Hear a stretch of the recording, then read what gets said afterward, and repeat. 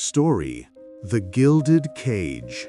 The crystal flute shattered against the marble floor, the sound sharp and violent, cutting through the low hum of polite conversation like a gunshot. Champagne, vintage Dom Perignon, 1990-something, a bottle that cost more than my father had made in a month, splattered across the hem of my emerald silk gown. For a heartbeat, the entire ballroom went silent. 300 pairs of eyes, framed by designer spectacles and false lashes, turned toward me. I felt the heat rise up my neck, a familiar flush of shame that no amount of money could foundation away. "Genevieve, for heaven's sake," a voice hissed in my ear. A hand, firm and bruising, gripped my elbow. It was Theodore, my husband. The man who, 6 months ago, would have laughed if I dropped a mug of cheap instant coffee on our linoleum kitchen floor. Now, his jaw was clenched so tight I could see the muscle feathering beneath his skin. He smelled of sandalwood and expensive scotch, a scent that had replaced the comforting aroma of sawdust and Old Spice that used to cling to him after a long day at the workshop. "You're making a scene," he whispered, his voice low, lacking any trace of the warmth I used to live for. "Smile. Don't look like a frightened deer. You are Mrs. Theodore Vance. Act like it." I looked into his eyes, steely gray, cold, unfamiliar, and I realized something terrifying. The man standing next to me, wearing a tuxedo that fit him like a second skin, wasn't the man I had married. That man had died the day the bank transfer cleared. My name is Genevieve, and this is the story of how $20 million didn't just buy us a mansion, it bought us a funeral for our love. To understand the tragedy of the present, I have to take you back to the beauty of the past. It wasn't beautiful in the way magazines tell you things should be. It was messy, it was loud, it was cramped. 6 months ago, Theodore and I lived in a 2-bedroom apartment on the 4th floor of a walk-up in a neighborhood that real estate agents politely described as up and coming. The radiators clanked like dying engines in the winter, and in the summer, the heat stuck to your skin like syrup. Theodore was a carpenter. He had hands that were perpetually rough, calloused, and scarred, but they were the gentlest hands I had ever known. He built custom furniture, beautiful, intricate pieces that he sold for far less than they were worth because he wanted people to have nice things. I worked as a librarian at the city branch, surrounded by the smell of old paper and dust. We scraped by. There were months when we had to choose between fixing the transmission on our battered sedan or buying quality groceries. We ate a lot of pasta, we laughed a lot. I remember one rainy Tuesday specifically. It was my 35th birthday. We couldn't afford a dinner out, so Theodore had built a fortress of blankets in the living room. He had cooked a slightly burnt lasagna and bought a $5 bottle of wine. "To us, Genevieve," he had said, raising his glass, his eyes crinkling at the corners. "To the richest people I know." "We have $40 in the checking account, Theo," I had laughed, leaning my head on his shoulder. "We have each other," he whispered, kissing my forehead, "and that makes us billionaires." And the tragic part? I believed him. I believed him with every fiber of my being. The letter arrived 3 days later. It was thick, creamy parchment with a wax seal, looking like something out of a period drama. It was from a law firm in London, Blackwood, Sterling and Associates. My great-aunt Octavia had passed away. I hadn't seen Octavia since I was 5 years old. She was the family pariah, the one who married an oil tycoon and moved to Europe, cutting ties with her provincial relatives. I barely remembered her face, just a vague memory of a woman smelling of violets who pinched my cheeks too hard. But she remembered me. Apparently, I was the only relative who had sent her a hand-drawn card when her husband died 10 years ago.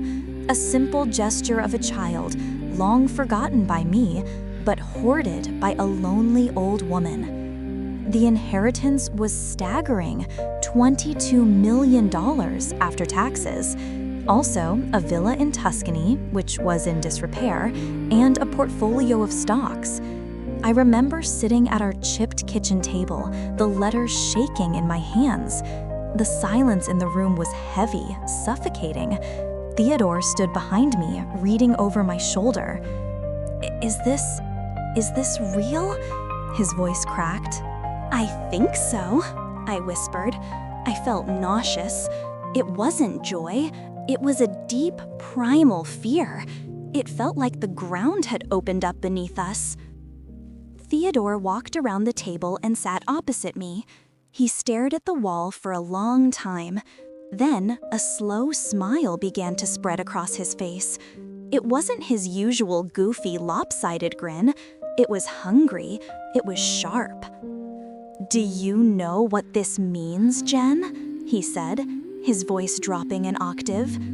"It means no more leaking roof, no more overworking, no more being nobodies." "We aren't nobodies, Theo," I said, reaching for his hand.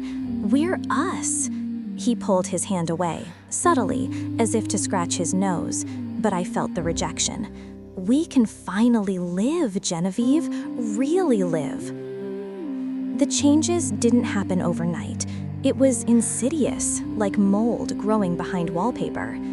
First, it was the quitting. I kept my job for 2 weeks after the money arrived because I loved the library. I loved the quiet, the regulars, the smell of books. Theodore quit the carpentry shop the next morning. He didn't give 2 weeks' notice. He just walked in, packed his tools, and told his boss, a man named Silas, who had given him a job when no one else would, to shove it. When he came home that day, he was triumphant. "You should have seen his face, Jen," Theodore laughed, pacing our small living room like a caged tiger. Old man Silas looked like he swallowed a lemon. I told him I could buy his pathetic shop and burn it down if I wanted to. I felt a chill run down my spine. "Why would you say that, Theo?" "Silas was good to us." "Silas was a slave driver," Theodore snapped, pouring himself a drink from a bottle of expensive whiskey he bought that afternoon. "And you need to quit that library. It's embarrassing." "Embarrassing?" I blinked, hurt. "I love my job." "You're a multi-millionaire, Genevieve. Millionaires don't check out library books for homeless people. It looks bad. It looks like we're quaint." I quit the next day. Not because I wanted to, but because Theodore spent the entire night listing all the ways my job was holding us back from our new potential. He wore me down. That became his new talent, wearing me down. Then came the house.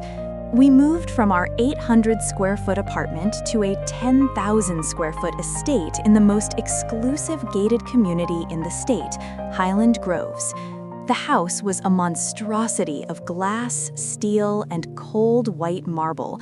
It had 8 bedrooms, 10 bathrooms, a cinema, a wine cellar, and a pool that looked like a lagoon. I hated it. It echoed. No matter where I walked, my footsteps clicked and clacked, reminding me how empty the space was. I tried to decorate it with warmth, throws, or old photos, but Theodore hired an interior designer named Juliana. Juliana was a tall, willowy woman with hair the color of platinum and a smile that never reached her eyes. She walked through our home, pointing at my things with a manicured finger. "That recliner?" she asked, looking at Theodore's old favorite chair, the one with the coffee stain on the arm. "Burn it. It disrupts the feng shui." "But it's comfortable," I protested. "Theo loves that chair." I looked at Theodore, expecting him to defend his throne. Instead, he shrugged, sipping an espresso made by our new $5,000 machine. "She's right, Jen. It's trash. We need Italian leather, minimalist, sleek." "But Theo..." "Let Juliana do her job, Genevieve. You don't have the eye for this level of sophistication." That was the first time he called me unsophisticated. It wouldn't be the last. As the weeks turned into months, our circle of friends began to shrink. Or rather, it was amputated. My best friend Serafina was a single mother of 2 who worked double shifts at a diner. We had been inseparable since college. We used to spend Friday nights drinking cheap wine and complaining about our lives. 2 months after the move, I invited Serafina over for lunch. I missed her. I missed normalcy. When Serafina drove her rusted hatchback up our long, winding driveway, passing the fountain and the manicured hedges, I saw her hesitate before getting out. I ran out to meet her, hugging her tightly. "Serafina, oh, I've missed you so much." She hugged me back, but she felt stiff. She looked at the house, then at me, dressed in the cashmere sweater Theodore had insisted I wear. "Wow," she said, her voice hollow. "This place it's a castle, Jen." "It's too big," I admitted, linking my arm through hers. "Come inside. I made sandwiches. Myself, no chef." We were sitting on the patio, overlooking the pool, trying to recapture our old rhythm. Serafina was telling me about her son's struggles in math, and for a moment, it felt like old times. Then, Theodore came home. He drove a sleek black sports car that roared like a beast. He stepped out, wearing a suit that cost more than Serafina's car, talking loudly on his phone. When he saw us, he didn't smile. He checked his watch. "Genevieve," he said, walking over, barely acknowledging Serafina. "I thought we discussed today's schedule. The landscape architects are coming in an hour. We need the patio clear." "Hi, Theodore," Serafina said, forcing a smile. "Long time no see." Theodore looked at her as if she were a stain on his new marble floors. "Serafina, still driving that death trap I saw in the driveway? You know it leaks oil. It'll ruin the cobblestones." My mouth fell open. "Theodore!" Serafina's face turned crimson. She stood up abruptly. "I should go. My break is almost over anyway." "No, stay," I pleaded, grabbing her hand. "It's okay, Jen," she said softly, pulling away. "You guys are busy. Different lives, right?" She left. And as I watched her drive away, I turned to my husband, fury bubbling in my chest. "How could you be so cruel? That is Serafina. She helped us move 3 times. She babysat your nephew for free." Theodore scoffed, pouring himself a drink.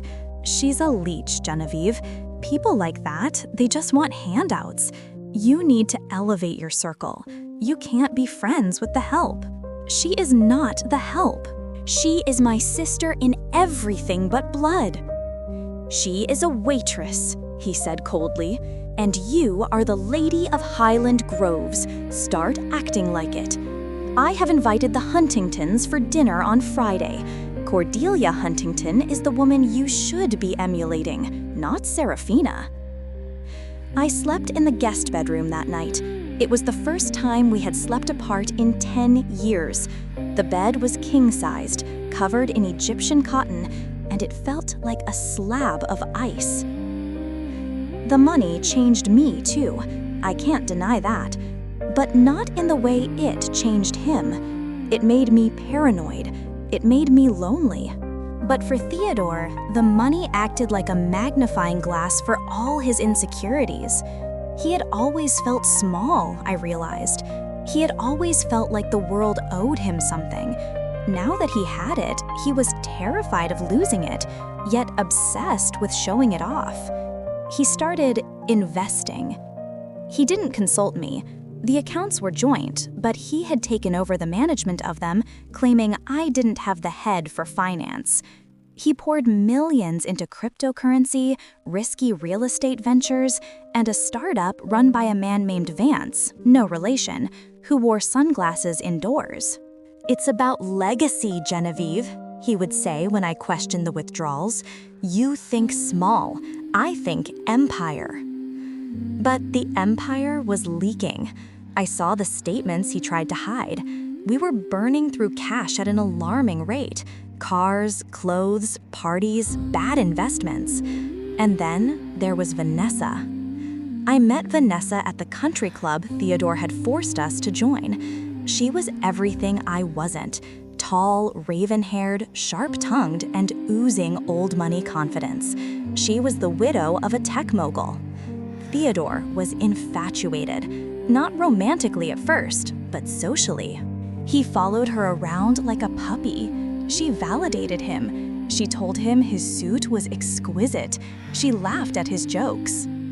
Vanessa understands the burden of wealth, Theodore told me one night as we prepared for the gala, the night the glass shattered.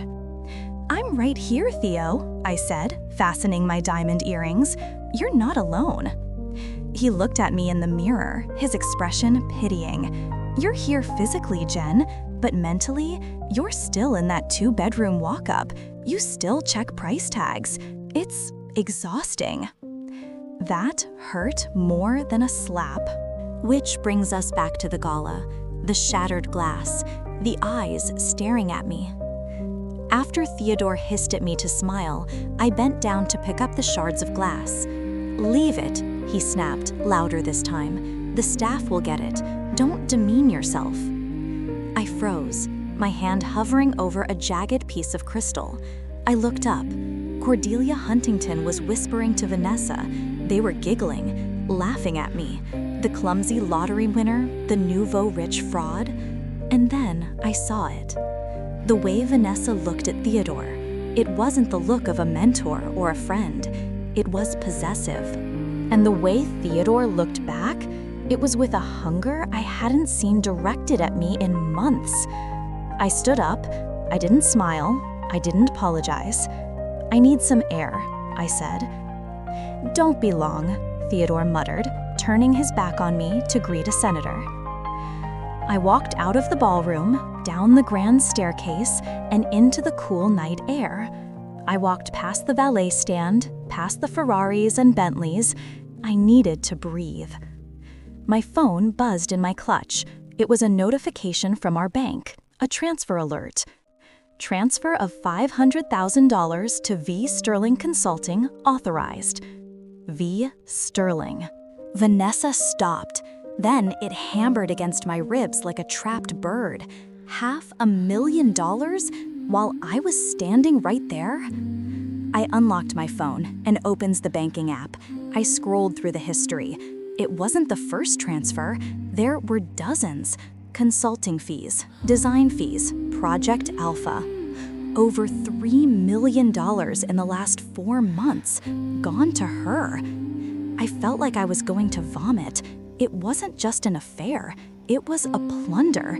He was stealing my inheritance, our future, to buy the affection of a woman who represented the status he craved. I stood there in the dark, shivering in my silk gown. I had 2 choices. I could go back inside, make a scene, scream, and cry.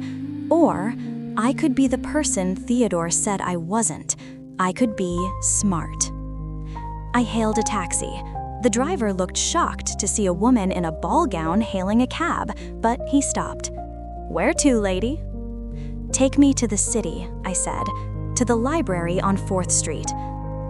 I didn't go to the library to read.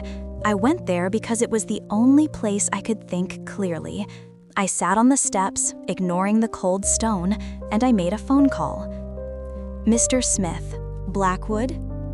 It was 3 a.m. in London, but the lawyer answered on the second ring. "Mrs. Vance, is everything all right?" "No," I said, my voice steady for the first time in months.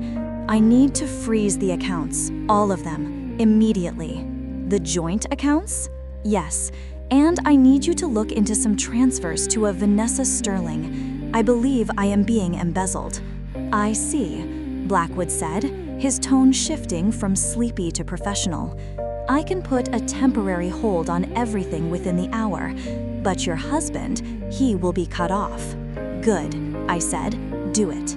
I didn't go back to the mansion that night. I went to Serafina's. I knocked on her door at midnight, mascara running down my face, shivering.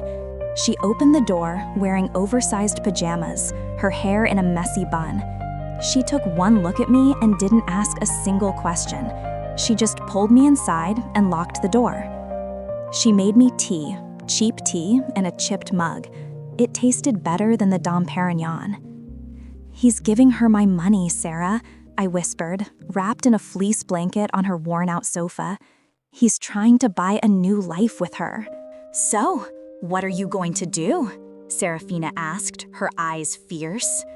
I froze the money, but he's going to come for me. He's going to be furious. "Let him come," Serafina said, picking up a heavy cast iron skillet from the stove. "We're from the neighborhood, Jen. We know how to handle bullies." The confrontation happened the next morning. I was still at Serafina's when my phone started blowing up. 30 missed calls from Theodore, 50 text messages. "Where are you? The cards are declined. This is humiliating. Fix this now." Then the banging on the door. "Genevieve! I know you're in there. Open this damn door." Serafina opened it. Theodore stood there, still in his tuxedo from the night before, looking disheveled and manic. His eyes were wild. "You," he spat at Serafina, pushing past her. "Where is my wife?" I stood up from the sofa. "I'm right here, Theodore." He marched toward me, his face purple with rage. "What the hell did you do?" "I tried to pay the bill at the hotel. I had to stay at a hotel because you vanished with the house keys, and the card was declined. Do you know how embarrassed I was?" The manager looked at me like I was a criminal. "You are a criminal, Theo," I said quietly. He stopped, confused. "What? $3 million to Vanessa Sterling? Did you think I wouldn't notice? Did you think I was just the stupid little librarian who couldn't read a bank statement?" His face went pale, the arrogance drained out of him, replaced by fear. "Jen, baby, you don't understand. That's an investment. Vanessa has connections. We were setting up a foundation to help people." "Don't lie to me," I said, my voice rising. "I saw the texts, Theo. I unlocked your iPad." "Can't wait to leave the little mouse behind. That's what you called me, a mouse." He stepped back, running a hand through his hair. "I didn't mean it. She manipulated me, Jen. She's a shark. I was doing it for us." "For us?" I laughed, a bitter, harsh sound. "You burned our furniture. You insulted my friends. You made me feel small in my own home. You didn't do this for us. You did it because you hate yourself, Theodore. You hate who we were. But I liked who we were." "We can fix this," he pleaded, reaching for me. "Unfreeze the accounts. I'll get the money back from Vanessa. We can go on a trip. Just us. Paris? You always wanted to go to Paris." I looked at him, really looked at him. I saw the desperation. I saw the greed. And I realized that the man I loved hadn't just died. He had been erased. "I am going to Paris," I said softly, "but not with you." "You can't leave me," he sneered, his anger returning. "You're nothing without me. You're just a boring woman who got lucky. You wouldn't last a week in the real world with that money alone." "Watch me," I said. "Get out." "This is Serafina's house," he shouted. "Exactly," Serafina said, stepping forward with the skillet still in her hand. "And I'm asking you to leave before I call the cops. And trust me, Theodore, in this neighborhood, the cops take a while to get here. A lot can happen in 20 minutes. Theodore looked at the skillet, then at me. He spat on the floor. "Fine, keep the money. It'll rot you just like it rotted me." He slammed the door so hard the windows rattled. The divorce was ugly. Theodore fought for half of everything. He claimed he had contributed to the lifestyle management. But Mr. Blackwood was a shark too. A shark on my side. He proved the infidelity, the embezzlement, and the financial abuse. Theodore got nothing. Well, not nothing. I gave him the truck, the old beat-up pickup truck he used to drive when he was a carpenter. I bought it back from the scrapyard where he had sent it. I sent him the keys with a note, "Start building again." I sold the mansion in Highland Groves. I couldn't bear to live in that mausoleum. I didn't move back to the leaky apartment, though. I found a beautiful, modest brownstone in the city. It has a garden. It has warm wooden floors that don't echo. I gave Serafina enough money to open her own bakery, something she had dreamed of for 20 years.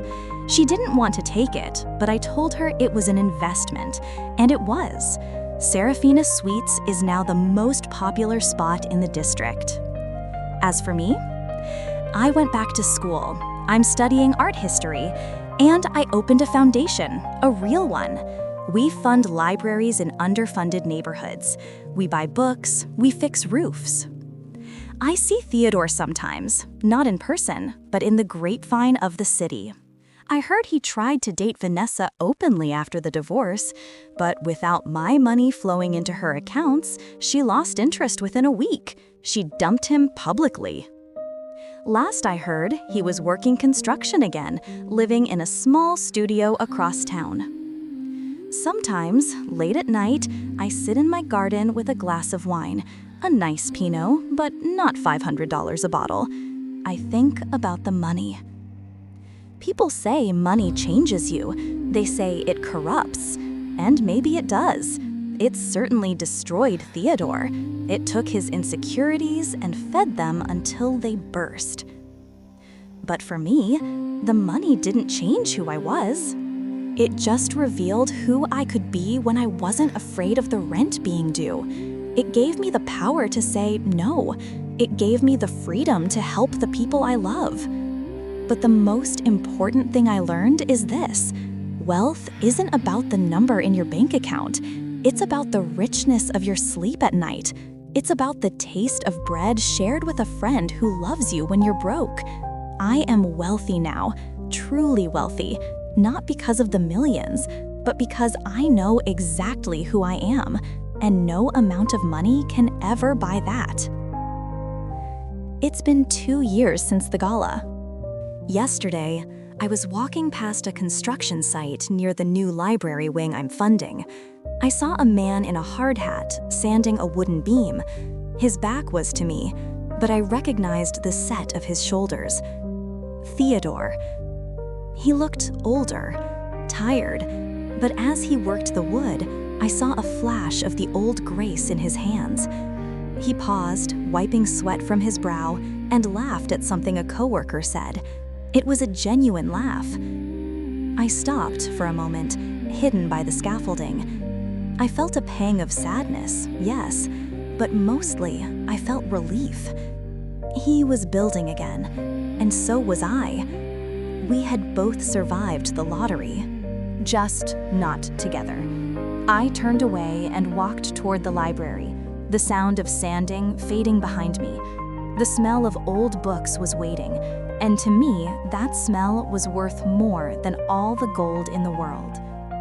Dear listeners/readers, thank you for journeying with Genevieve through this storm of wealth and betrayal.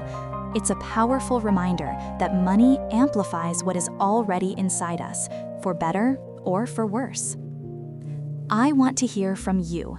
If you suddenly inherited $20 million tomorrow, what is the first thing you would do? And be honest, would you keep your current friends, or would you start a new life? Let me know in the comments below. And please, if you enjoyed this story, hit that subscribe button and ring the bell. We have so many more dramatic, life-changing stories coming your way. Don't miss out. Stay strong, stay true to yourself.